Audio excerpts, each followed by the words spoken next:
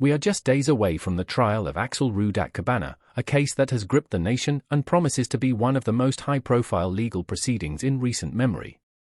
The Southport attack case has shocked the public, not only because of the horrific nature of the crimes involved, but also due to the unprecedented actions taken by Starmer's socialist government in the lead-up to the trial. Instead of promoting transparency and openness, values that underpin any healthy democracy, this government has issued a series of stern warnings to the British public, urging them not to discuss the case.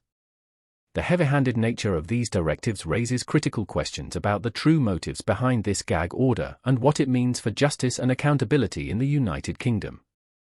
At the heart of this debate is the Attorney General, Richard Hermer, whose office issued a memo that has sparked widespread concern.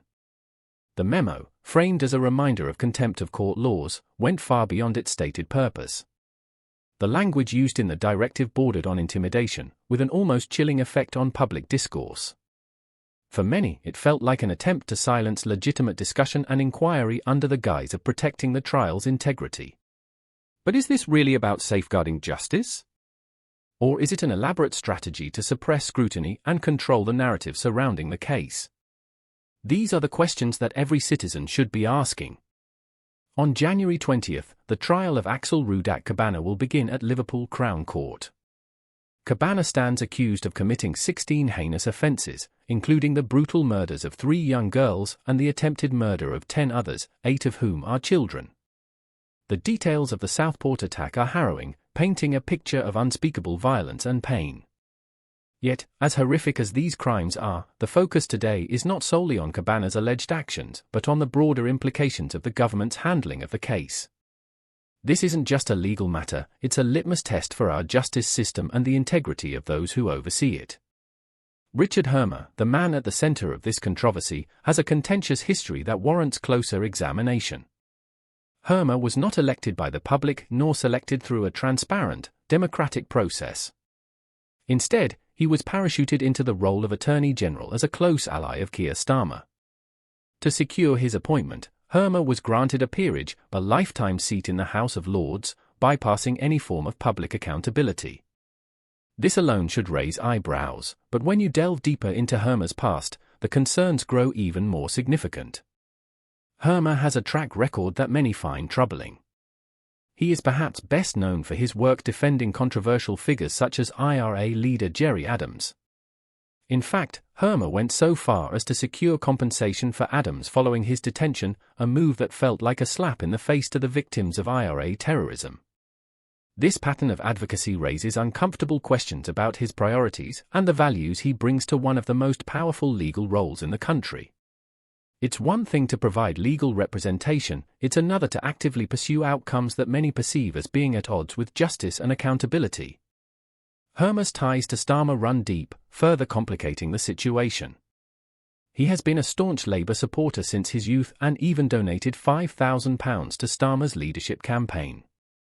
Now, he holds immense power over the British legal system without ever having faced an electorate. This lack of democratic legitimacy, combined with his controversial professional history, makes Hermer a lightning rod for criticism. It also raises serious concerns about whether his appointment was motivated by merit or political expediency. Meanwhile, Keir Starmer's silence on the matter has been deafening. For a leader who prides himself on a platform of justice and integrity, his refusal to address these glaring conflicts of interest is deeply troubling.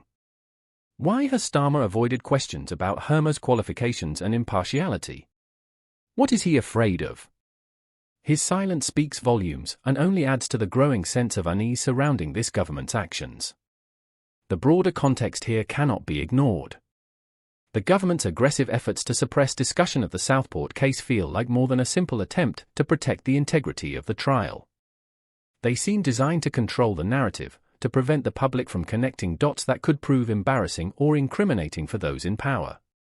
The timing and tone of these warnings suggest a government more interested in self-preservation than in upholding the principles of justice and transparency. As citizens, we are being asked to place blind trust in a system that is giving us every reason to question its judgment. This isn't just about one man or one case. It's about the fundamental values that underpin our democracy, accountability, transparency, and the rule of law. When these values are compromised, the consequences ripple far beyond a single trial. They erode public trust and weaken the foundations of our justice system. The British public deserves better. We deserve leaders who prioritize accountability over cronyism, transparency over intimidation, and justice over political expedience.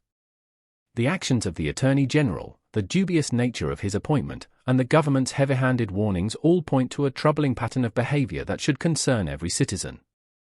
This is a moment of reckoning for our democracy. The Southport attack case is not just a test of our legal system's ability to deliver justice for the victims and their families. It's also a test of whether our government can uphold the principles of fairness and transparency in the face of public scrutiny. The decisions made in the coming days will have far-reaching implications, not only for the individuals directly involved but for the integrity of our institutions as a whole. As we approach the trial, it's crucial that we remain vigilant and demand answers to the questions that matter most. What are the real motives behind the government's actions? What are they so afraid of? And most importantly, who will hold them accountable? Keir Starmer's silence on the Southport case has become a defining feature of this controversy, and it speaks volumes. For someone who consistently portrays himself as a champion of justice and integrity, his refusal to address the glaring issues surrounding his Attorney General's qualifications and impartiality is deeply troubling. The absence of any statement or clarification from Starmer is not just conspicuous, it's alarming. What is he afraid of? What questions does he not want to answer? The public deserves to know why Starmer, who built his reputation as a defender of justice, now appears to be dodging scrutiny. The government's fixation on suppressing public discussion about the Southport case adds another layer of concern. While it is understandable to want to protect the integrity of a trial, the lengths to which this administration is going feel disproportionate. Rather than fostering confidence in the judicial process, the heavy-handed warnings issued by the Attorney General's office have sparked widespread suspicion. These actions seem less about preserving justice and more about controlling the narrative, ensuring that inconvenient truths or connections remain hidden from public view. This raises a critical question: why is the government so intent on silencing debate? Trials, especially ones of this magnitude, are inherently a matter of public interest. They serve as a reflection of our justice system, its principles, and its ability to deliver fair outcomes. By stifling discussion, the government risks undermining the very transparency and accountability that the public relies on to trust these processes. Instead of enhancing confidence, this strategy has fueled speculation about ulterior motives. What dots are they trying to keep us from connecting? What could public scrutiny reveal that the government would rather keep in the shadows? At the heart of this controversy is not just one trial but a broader question about the integrity of those in power. Starmer and his Attorney General, Richard Hermer, are effectively asking the British public to place blind trust in their judgment while simultaneously providing every reason for skepticism. Hermer's appointment, as discussed earlier, is riddled with questions about political favoritism and lack of accountability. His history, which includes defending controversial figures and acting in ways many perceive as being at odds with justice, only deepens the public's mistrust. And yet, Starmer remains silent, offering no justification, no explanation, and no assurance that the public's concerns are unwarranted. This silence is deafening. It is not just an absence of words, it is a statement in itself. It signals either an unwillingness or an inability to confront the growing doubts about his leadership and decision-making. For someone who aspires to lead the country, this is a troubling precedent. A leader who cannot address legitimate concerns about transparency and accountability in a case of this magnitude raises serious doubts about their ability to uphold these principles in other areas of governance. The implications of this silence extend far beyond the Southport case. They cast a shadow over the government's commitment to justice, fairness, and the rule of law. When those in power prioritize controlling the narrative over fostering trust and transparency, it erodes the very foundation of our democracy. The public begins to question not only the decisions being made but also the motivations behind them. And once that trust is broken, it is incredibly difficult to rebuild. This isn't just about Axel Ruud or the horrifying crimes he is accused of committing. It's about the broader message being sent to the British people. It's about whether our leaders value accountability and openness or whether they see these principles as inconvenient obstacles to their agendas.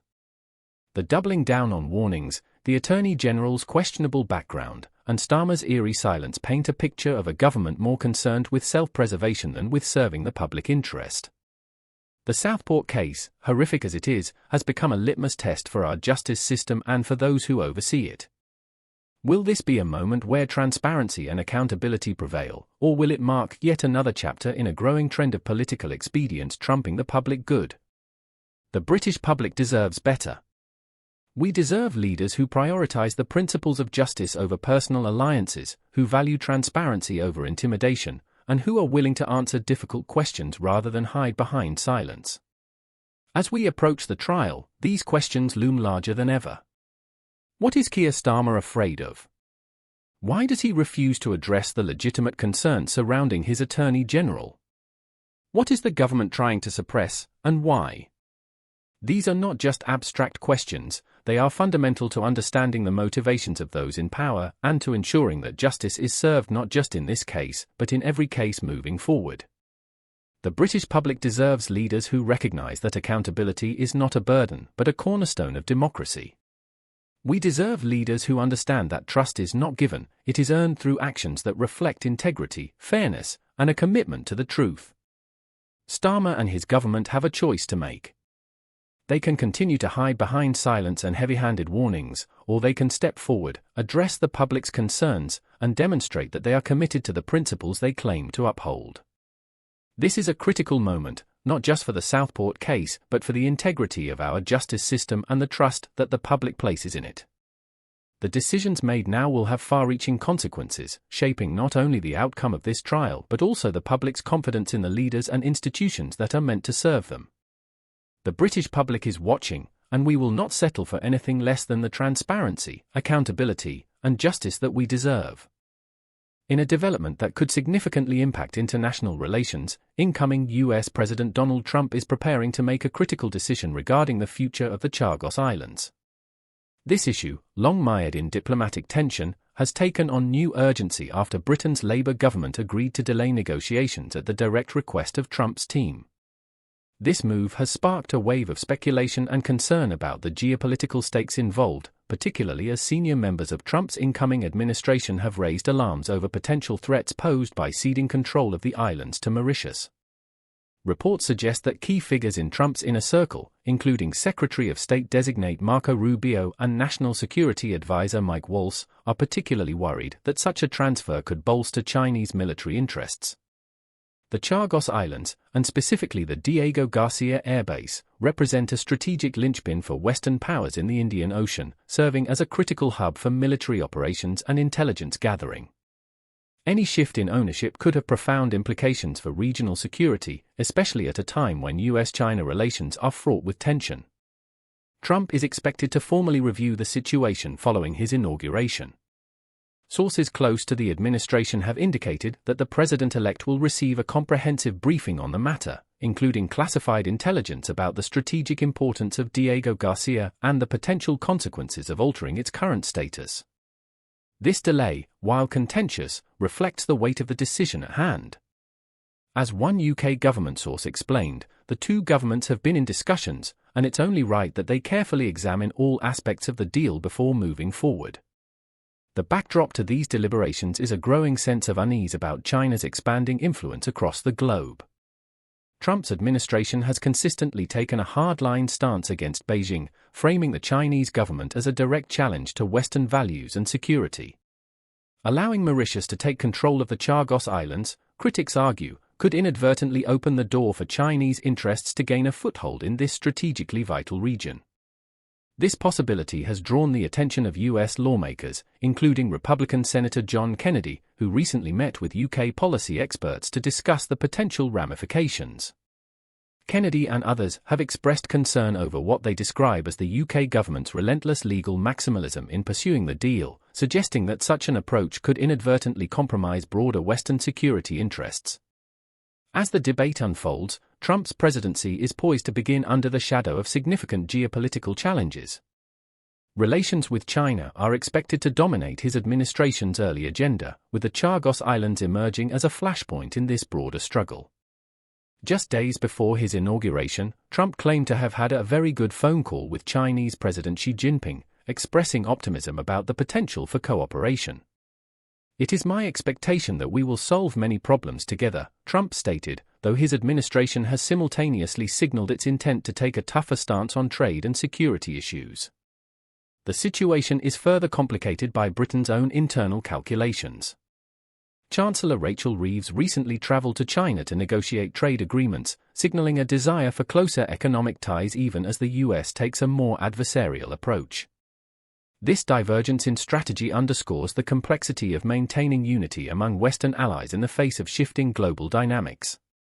While the UK seeks to balance its relationships with both Washington and Beijing, it risks alienating one or both partners depending on the outcome of the Chagos Islands negotiations. For Trump, the stakes are high. The incoming administration has already hinted at the possibility of imposing new tariffs on Chinese imports, framing the move as part of a broader effort to counter what it sees as an existential threat to American economic and security interests. At the same time, Trump has promised to prioritize strengthening alliances with nations that share the US's strategic objectives. The decision on the Chagos Islands will therefore serve as an early test of his ability to navigate these competing priorities and assert American leadership on the global stage. The broader implications of this issue extend far beyond the immediate question of who controls the Chagos Islands. It touches on fundamental questions about the balance of power in the Indo-Pacific region, the resilience of Western alliances, and the future of US-China relations. For Britain, the challenge lies in reconciling its historical responsibilities and legal commitments with its strategic interests and relationships with key allies. For Mauritius, it is a matter of national sovereignty and the culmination of a long-standing effort to reclaim territory it considers rightfully its own. Meanwhile, rumors continue to swirl about Trump's ultimate intentions. Some speculate that he may seek to block the deal entirely, leveraging the issue as part of a broader strategy to counter China's influence. Others believe that he may push for a compromise that allows for greater US oversight of the island while addressing Mauritius's sovereignty claims. Whatever the outcome, it is clear that this issue will have far-reaching consequences, shaping not only the early days of Trump's presidency but also the broader geopolitical landscape. As the clock ticks down to his inauguration, all eyes are on Trump and his team as they prepare to make this pivotal decision. The outcome will undoubtedly send a strong signal to both allies and adversaries about the direction of US foreign policy under his leadership. Will Trump prioritize strategic dominance over diplomatic compromise? Will Britain's government, under increasing pressure from both sides, find a way to navigate this complex situation without alienating key partners? These are the questions that will define the coming weeks and months. The Chagos Islands debate serves as a stark reminder of the interconnected nature of today's global challenges. It highlights the delicate balance that nations must strike between upholding principles, protecting strategic interests, and navigating the realities of international diplomacy. As this story unfolds, it offers a fascinating glimpse into the high-stakes world of geopolitics and the difficult choices that leaders must make to safeguard their nation's futures. Whether this situation ends in confrontation, compromise, or something in between, its ripple effects will be felt for years to come. What are your thoughts on this developing story? Do you believe Trump's decision will strengthen Western alliances, or will it further complicate an already precarious situation? Let us know in the comments below, and don't forget to like and subscribe for more insights into the most pressing issues of our time. Thank you for watching, and stay tuned for updates as this story continues to unfold. Take care and goodbye.